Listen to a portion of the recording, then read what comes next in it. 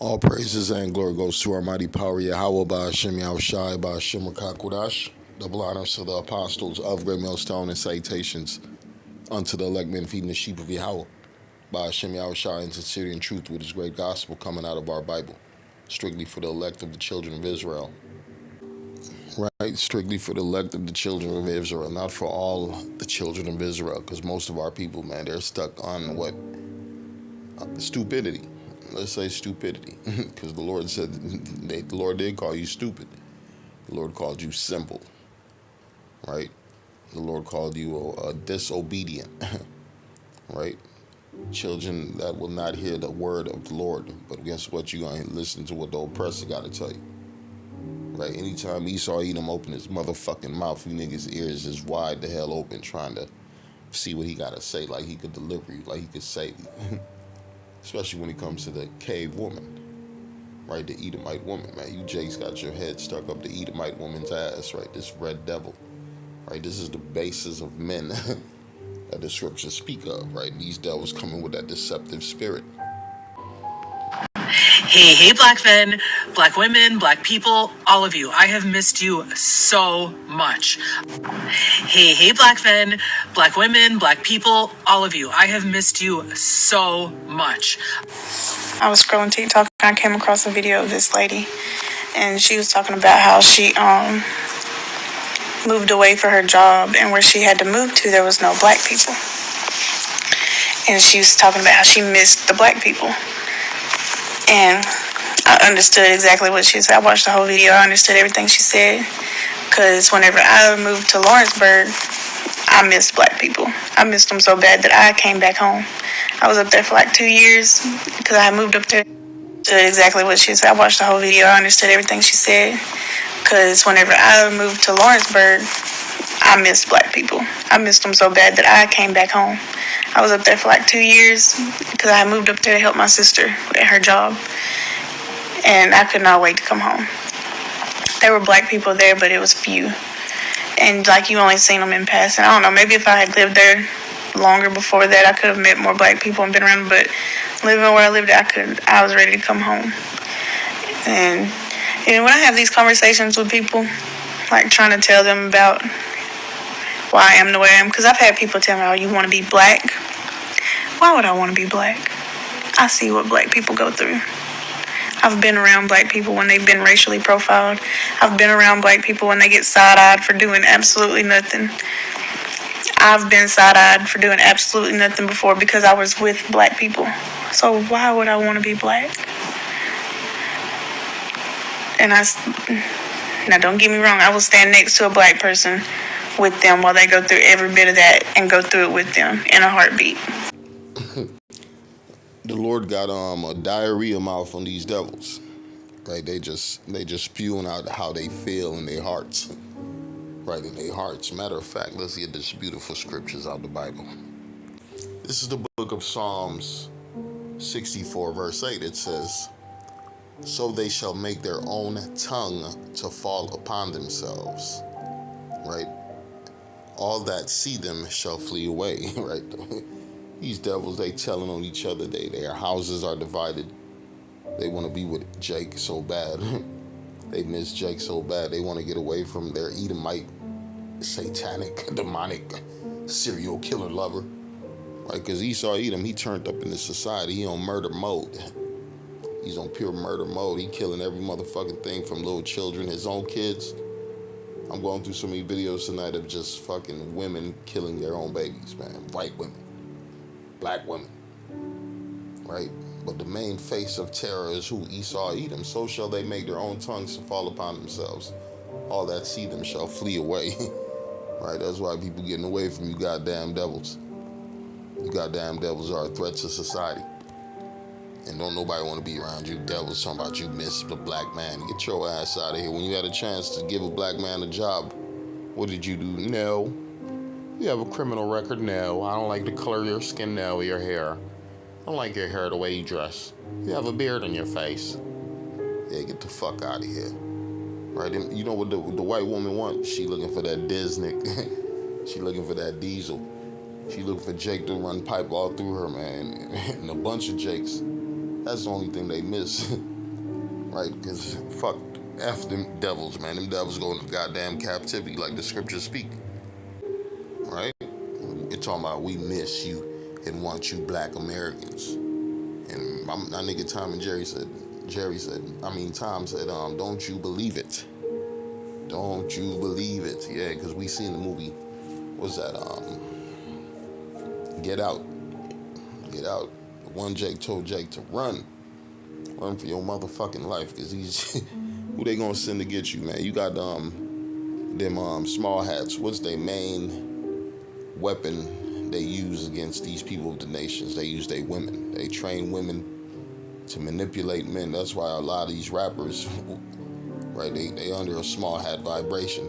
They using women to get other motherfuckers to sell their souls to the devil. Right, sell their souls to the devil, man. They gonna bring this cave whore smelling like death, right, to get you to do whatever the hell they want you to get you to do, right? This is the book of Ecclesiasticus 12:10. It says, never trust thine enemy, for like as iron rusteth, so is his wickedness, right? It says, what, man, let's get this.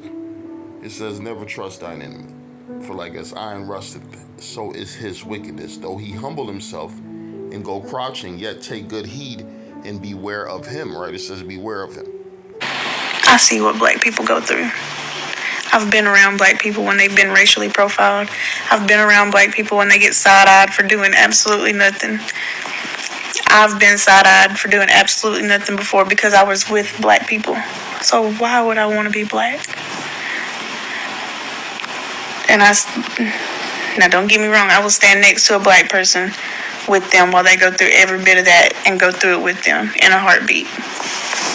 I'm not saying that to say, I could never be that, because I will go through it with them effortlessly. But as far as, you just a white girl, you want to be black, it's not that at all. Why do most black people not trust white people? Let's talk about it. Let's get into it, because you may have heard some black people say, hey, I don't trust white people. Nope. I don't mess with them like that. I don't trust white people. And you may have thought to yourself, like, wow, that's racist, right? You may have said that to yourself, like, wow, that's really racist. It's not, by the way. It's prejudice.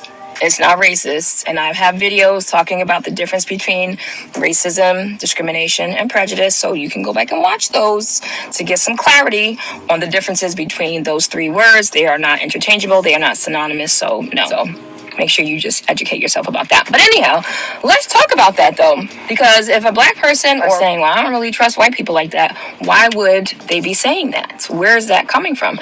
I'm going to let you know. I'm going to break it down for you real quick. So pay attention and watch this video all the way to the end, okay? Now, have you ever been in a relationship, okay, where you're with somebody and they're telling you, I love you, I care about you, I want to be with you, and you find that throughout the relationship, their words are not matching up with their actions. Like, you just said that you love me, you care about me, you want to be with me, but yet you're doing these things that are giving me a completely different message, right?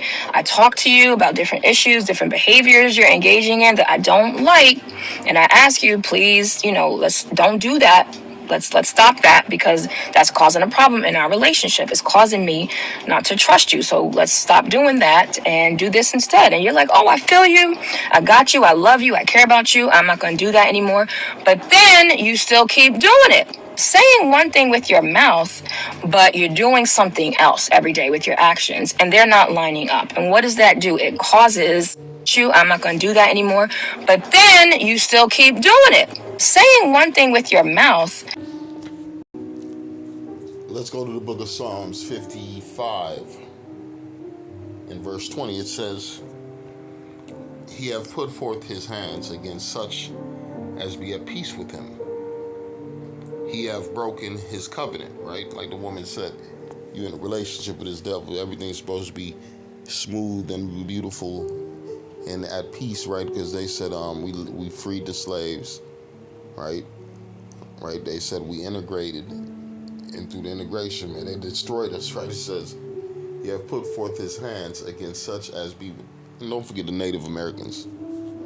Don't forget Issachar, Northern Kingdom, Southern Kingdom. All we did was show this devil what love, right? Because Jake got that simple ass spirit.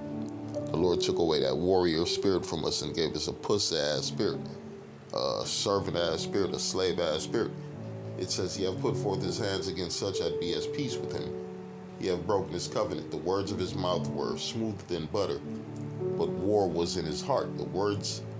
His words were softer than oil, yet they were drawn swords, man. It says the words of his mouth were smoother than butter, but what war was in his heart.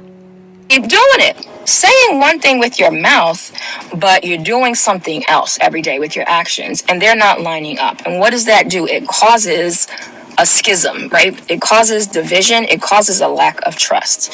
And so when you hear black people saying, I don't trust white people, I don't mess with white people like that, it's because there has been a schism. There has been a division, and there has been a breach of the trust. Because what a lot of white folks have done, if we just only look at the past 4 years, forget about history. That's a whole other thing. Just look at the past 4 years since 2020. So many self-proclaimed white allies were saying, Black Lives Matter, and yes, for equality and equity and reparations, and we're standing against racial injustice, and we're fighting against white supremacy culture and all this stuff with their mouth, right? Maybe on social media. And then what happened with their actions? Their actions weren't lining up. That's why I'm always telling you, don't talk about it, be about it. Right? Maybe on social media, and then what happened with their actions? Their actions weren't lining up. That's why I'm always telling you, don't talk about it, be about it. Can I just give you a couple of examples recently where it is argued that racism is now turning against white people? We had Sadiq Khan, the London Mayor's poster, being told that it didn't represent Londoners because it was a white family. We had the England football team with one commentator saying it's too white. We had the royal family on Buckingham Palace being told it was too white. I am all in support of diversity. I don't want discrimination on any side. But I am seeing this narrative turn in a way now, was now turning against white people. We had Sadiq Khan, the London Mayor's poster, being told that it didn't represent Londoners because it was a white family. We had the England football team with one commentator saying it's too white. We had the royal family on Buckingham Palace being told it was too white. I am all in support of diversity. I don't want discrimination on any side. But I am seeing this narrative turn in a way now where we have to start to call out some of these statements which are frankly racist against people who are white. And how do we move forward with that? I am seeing this narrative turn in a way now where we have to start to call out some of these statements which are frankly racist against people who are white. And how do we move forward without that division? Sorry to interrupt. I appreciate your sentiment. I truly do. But where has your outrage been when black people have been talking about institutionalized racism, covert racism, overt racism for the last 50 years in this country? Where was your outrage? No. Yeah, I'm going to listen to my scriptures. Ecclesiasticus, right? 12 and 10, it says, never trust thine enemy, for like as iron rusteth, so is his wickedness. Though he humble himself, yeah, I'll stand with a black person. I've been in trouble because I was standing for black people. Yeah, I'm with you. Yeah, you keep believing that bullshit. Never trust thine enemy, for like as iron rusted, so is his wickedness. Though he humble himself, how you think they got rich? How you think they prospered in this society through your sufferings? Though he humble himself and go crouching, yet take good heed and beware of him. And thou shalt be unto him as if thou hast wiped away a looking glass, and thou shalt know that his rust have not been altogether wiped away. It says, set him not by thee, lest when he have overthrown thee, he stand in thy place. Neither let him sit by thy right hand, lest he seek to take thy seat. And thou be at last, remember my words, and be pricked therewith, right? It says, who will pity a charmer that is bitten with a serpent, or any such as come nigh a wild beast, right? These devils don't give a damn about you, Jakes, and here you are trying to please the devil, right? Here you are trying to please the devil, right? You're trying to make the devil comfortable. You're trying to make the devil, how can we say, part of your society, right? You got Jakes, man, they letting the devil move in. You got gangbangers, who's the main people they let come in the neighborhoods, take videos, and record their secrets. Some white dude they ain't never met. Some dude done contact them, white boy done contact them off the internet. Man, hey man, I got a page with a lot of subscribers, a lot of viewers, man. Let us promote. Let us talk about what's going on in your hood. Hey, come on through, man. But let it be a just innocent black person coming to drop off their kids. These niggas will shoot at their own fucking people. Will shoot at their own people. That's why we say F you Edomites and F you fucking 2/3 niggas. Right? Because you guys are a perfect couple. Right? This Acts 10 and 28. It says, and he said unto them, ye know that, and ye know how that it is an unlawful thing for a man that is Jew to keep company or come unto one of another nation, right? But the Most High have showed me that I should not call any man common or unclean, right? Because we are dispersed amongst all these people. That's why it says that, right? In the times we're in, because we got certain of our people that look like the other nations. But unless they show a spirit of Yahweh Shem Yahushai in them, fuck them motherfuckers. I don't give a fuck about no speckled bird. So what your daddy is a Negro and your mother's a Chinese, if you ain't calling Yahweh Shem Yahushai, fuck you too. I'm looking at you as the enemy, right? I don't give a damn what your skin color. You got a lot of ninjas. I don't fuck with ninjas that got that Edomite ass spirit. That got that Gentile, heathen ass spirit. So what the hell you think I'm gonna fuck with a heathen for, right? This is a time of the awakening and separation and pure fucking division, right? Ecclesiasticus 12 and 13. Who will pity a charmer that has been with a serpent or any such come as nigh a wild beast? And that's what these devils is, right? They wild beasts. They only got one agenda, right? The book of John 10 and 10 tell you the thief cometh not but for to kill, but for to steal and to kill and to destroy. That is agenda. That is his agenda. That is his method of operation, right? He's not here to help you. He's not here to bring peace to you people. It says, through peace, he shall destroy many, right? The thief cometh not but for to steal and to kill and to destroy. I am come that they might have life and that they might have it more abundantly, right? We got to return back to our power and separate ourselves from these devils, right? Hebrews 12 and 16, it says, lest there be any fornicator or profane person as Esau, who for one morsel of meat sold his birthright. That's where he fucked up. That's where he fucked up, right? Matter of fact.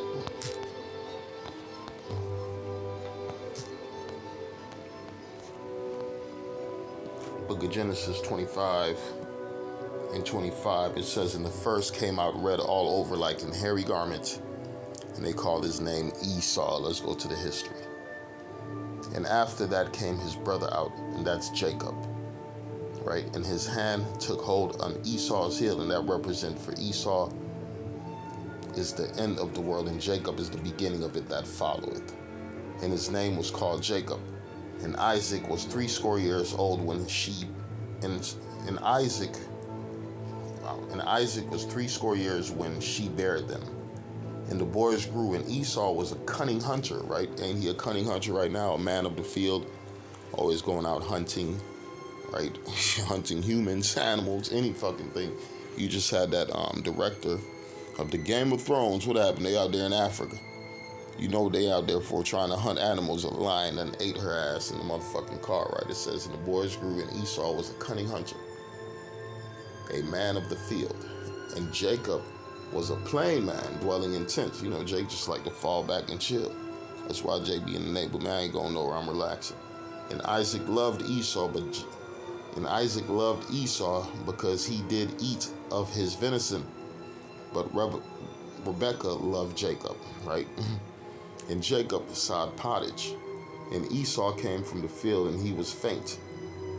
And Esau said to Jacob, feed me, I pray thee, with that same red pottage, for I am faint. Therefore was his name called Edom, right? Right? And what was that red pottage, man? Uncooked meat. The food wasn't even done yet. He was like, man, give it to me. And Jacob said, sell me this day thy birthright. And Esau said, behold, I am at the point to die, and what profit shall this birthright do to me?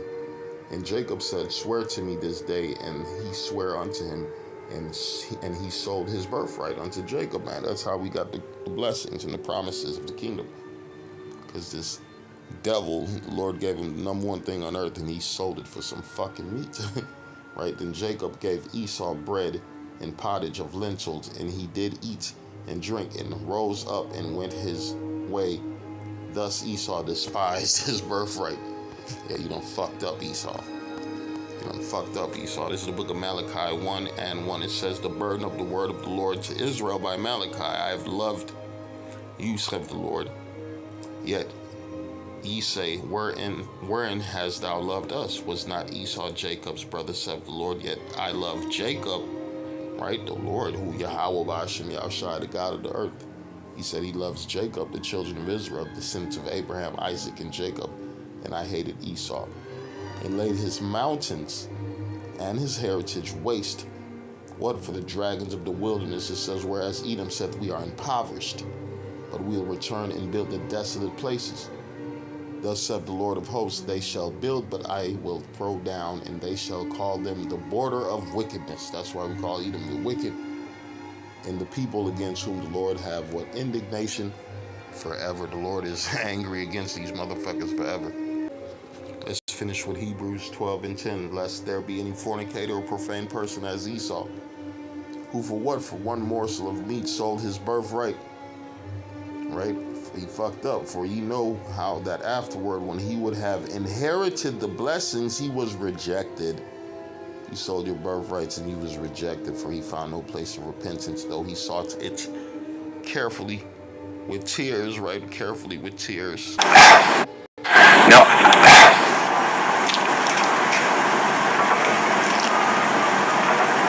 I have trouble telling. No.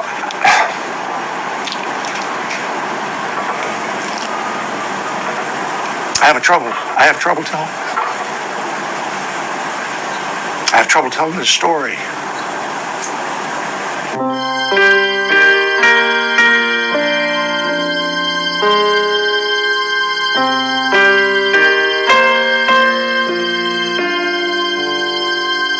As a 10-year-old, I got on the bus from my school. Everybody was black. Except for one seat, there were no seats, and a black lady was sitting beside that seat. And this lady said, I'll never forget it. She said, honey, you can sit right here. She patted the seat. She said, honey, it's okay. You can sit.